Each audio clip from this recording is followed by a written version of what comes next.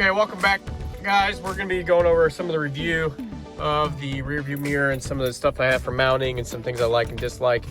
So right off the bat, you can see I have mine wired in to an accessory position. Pretty simple to work with. Wiring diagram, I mean, it worked. I don't really have any complaints about that, to be honest. All right, it's going to switch over to CarPlay here. Might lose you. Might not.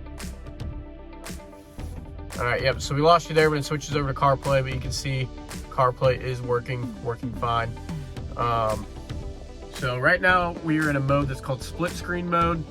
What that allows you to do is have Apple CarPlay up on one side and then your mirrors on the other side. So you have a front mirror and a rear view mirror, which I leave it on the rear view mirror.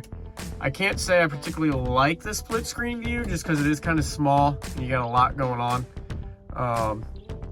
So oh, battery's low. That's fine. Okay, go back. So you have a ton of settings here. One of the ones I like doing, I think, is going through, and you have a ton of different things you can do. You can see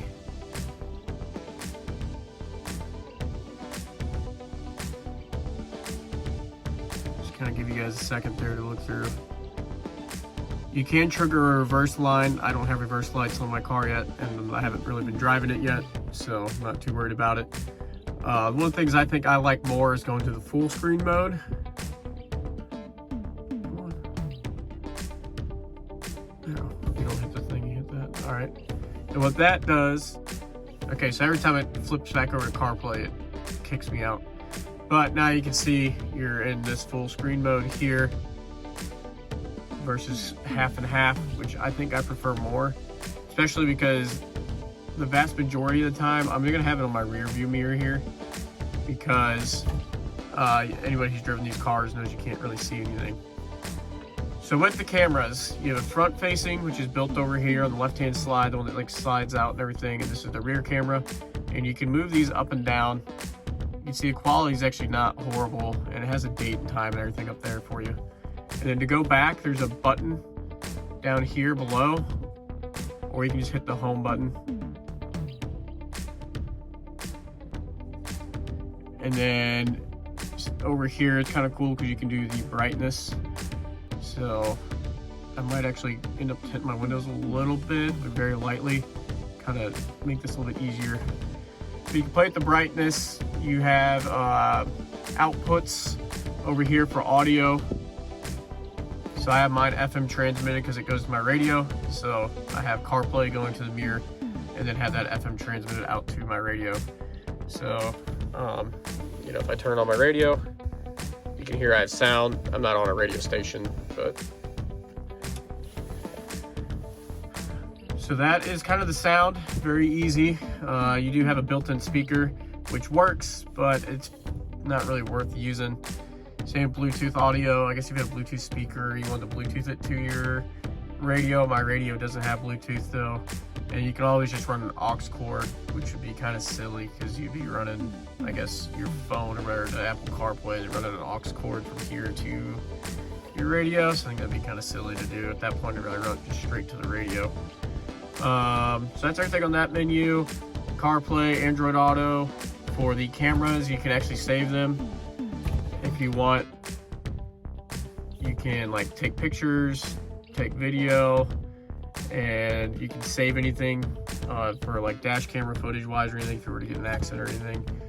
So that's pretty neat. There's I think it's up here somewhere, there's a memory card, a micro SD memory card. I think it's on the top. You push down on it, it ejects out, and then you can take that into your, your computer, your laptop or anything. If you want to use that, hit the home button, it goes back. You guys have seen so far, I've hit that a few times and it hasn't worked. I think that's just me. I'm trying to keep my phone camera on focus here. Earlier I did this video and I was down here and touching stuff and it was all working and I've never had any issues with it. So I'm kind of trying to keep POV here. While I'm doing that, I'm touching it like looking through my phone camera. So I think that's why. But you can turn it off right there, and then it's kind of sleek and hidden to where you don't even see anything. And as soon as you touch it, it turns right back on. And it's like a privacy glass, so if you actually get to the side, or from the back seat, you really can't see it, like at all. You can kind of see it there, it's kind of hidden. My phone picks it up better than the naked eye. Usually over here, you can't see it by your naked eye, but you can here. I think that's really about all the main features. If anybody has any other features they want to know, let me know. I can go over it. I've done some phone calls through CarPlay, and the microphone and everything seems to work rather well. I mean, not as good as my F-150. That's a 2016 that has built in from the factory and everything, but for being an aftermarket component for less than $100, it does seem to work pretty well. It comes with all your wires for installation. The one complaint I have with that is they're like 22 gauge wires, so they're extremely small. I actually had to go in and actually solder them, but with those thin of wires and trying to connect it to anything, you can burn through them. If you crimp them a little too hard, then they break, which is actually how come I ended up soldering them into a accessory wireless or accessory fuse blocks that I have, which you guys haven't seen yet. So that was the only kind of complaint, but I mean, they give you an abundance of wiring to work with. More than enough to run it anywhere you need to in the car. So that is nice. And then for the rear view camera, it's a little windy. You can mount that anywhere. I just happen to mount mine down below. And I don't know if that is a universal camera or not. I'm just not up to date with what's going on with cameras nowadays for car audio.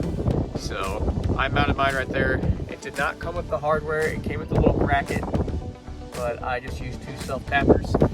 And looking at it now, I didn't even think about maybe tucking it up in here, which would have been actually a little bit better. Kind of tucking it up in here, but then you have the license plate light is somewhere in there. I don't know. My car didn't have one. So, assuming there should be a license plate light up in there. And I don't like the mounts that hold the cameras right here. I just think they look goofy and an afterthought. So, I just kind of have mine down there. You can see it's really small, really sleek. The quality is actually pretty good. Nature of the old car, my car does shake just a little bit, kind of like that, like maybe. And I mean, obviously that's me exaggerating, but it shakes just a little bit. So the camera does bounce just a little bit, but nothing that makes it unusable or like hard to see or anything like that. I think that's maybe my motor mounts, which I have new ones, haven't upgraded it yet. And then you can kind of see from the front of the car, it doesn't look out of place. You really don't even notice it. You can kind of see the mount there. You can see more glue that I have to continue to scrape off from dropping it and messing it up, installing it a couple times. So yeah, I think that's it. If anybody wants me to do any other details or you need me to answer any questions, let me know. I think I'm one of the first ones to add that to a Classic. I just really wanted to do that because I didn't want to add any like out of place screens. So as you can see, you get into the car and there's no screens or anything added anywhere that look out of place. I know a lot of people tuck screens up in here if you have a console. I didn't want to do that. Oh, it's like stuck. There it goes. I didn't want to do that, and that was just a personal preference. I didn't want to have a screen in there, even though you can't hide it. If I go fuel injection maybe one day, then maybe I'll put that screen up in there or something. Yeah, for less than $100, we're happy with it so far. I have not driven the car on its maiden voyage yet. That might actually happen tomorrow, and then that'll be a couple weeks behind when I actually get a chance to uploading it. So I haven't been able to test it out like on a daily basis yet. But when I come out here and I do work on the car or anything, I connect to it, and that way I can have some music going at the very least, and everything's been fine. The responsiveness of the touchscreen and everything is, on par with your electronics that you have today. Not super laggy, nothing noticeable there. Overall quality is rather well, I would say, just because I have nothing else to put it up against. And I haven't seen a lot of these before. I've never seen one before until I bought one, so I don't have nothing to compare it to. It is just a Chinese product, so how long it's gonna last, unknown. I think for $100, if I could get like a couple years out of it, I'll be pretty happy. But unknown if it'll last. Just, you know, it might last 6 months. I don't know. So the time when I bought it was $89. So factor that with the mount. I think the mount was a little expensive. I think it was about 25, and then multiple rounds of that glue from the auto parts store for the review mirror, which unfortunately is a little pricey for what it is, that little tube. But that was just failure of you know, installing it correctly and me getting it figured out. So really only one tube of that is all you need. I think I had to reinstall that mount like 3 times, but you know, I tried a plastic one and some other stuff like that, so it's not really like the glue's fault or anything. That's purely my installation and lack of skill. So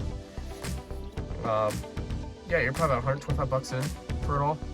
I don't know if that was on sale. They look like there's nicer ones. Got mine off Amazon. This was like the cheapest one they had that I could find, because I wasn't even sure if it was gonna work or if I'd like it. But now I do have it, I'm like, yes, I do like it, and I hope it holds up for a while. But as always, please leave any tips, tricks, comments, any helpful information, any questions, anything like that. That way we can get the threads going in the comments to help anybody else along the way in their journey through their Mustang restoration process. And again, let me know if you guys want me to, any features or anything you guys want to know if it has. Want me to, click through some of the menus a little bit more, and I totally can, 100%. That's easy. If I had to reverse lights, then I could test it out, but I don't have reverse lights. I think I'm actually missing some wiring in the rear of my car, so I don't even know how I would test that out at the moment. But essentially you can trigger that on to where, you splice into that wire, you hit the reverse lights come on, then it'll should overpower and put on like the reverse lines too, if that's something you're wanting, which would be kind of nice as well, just because most cars have that. So if you drive a modern day car, you're used to it. But I mean, this car's so small that I'm not particularly worried about it, because it's so easy to park. Aside from the power steering aspect, it's easy to park. But that'll be it. Have a good one, guys. Thank you.